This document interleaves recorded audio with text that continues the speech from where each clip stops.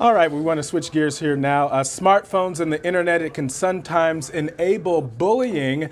And we want to talk about that very problem and how parents and teachers and even friends can all pitch in to help. And we've got Jenny Davis Tyndall here. She's a guidance counselor with Primavera Online High School to tell us more. And so, Jenny, we will start off by talking about first the signs of bullying and how people can recognize it.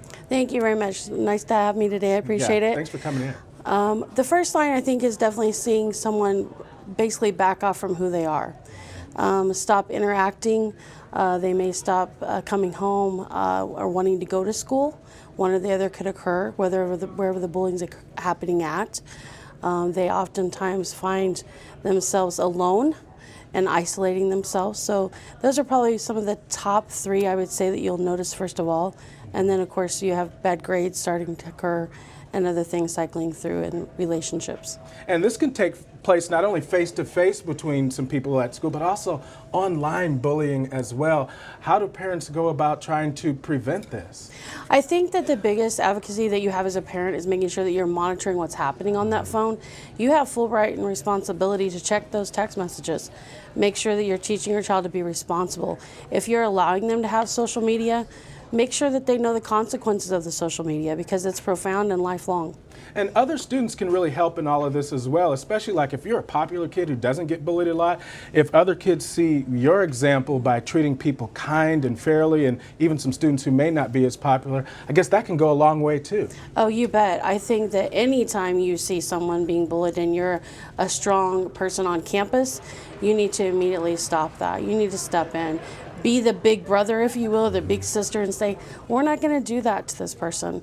Instead, we're going to treat them with respect and kindness and show that constantly. Absolutely. And make sure that you say something, too, because you can't just remain silent about this. Even if you don't want to step in between and fight yourself, you can at least go tell a teacher. Teacher, guidance counselor, a coach, your parent. Go home and tell the parent what you just saw happen at school. Let your parent go in and be an advocate for that student.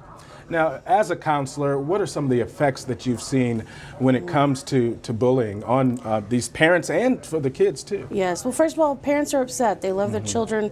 They want the best for them. So they come in very upset. They want answers immediately, action taken.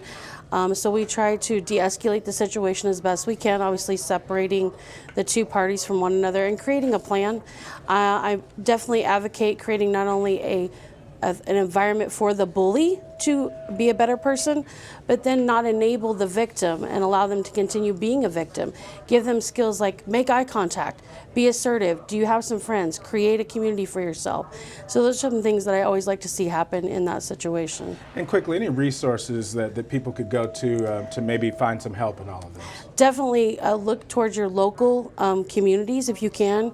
If your children are attending local schools, reach out to them and see what local resources you have immediately in that town. If not, of course, we have hundreds of 1-800 numbers to call for suicide watches, for preventions, for bullying hotlines.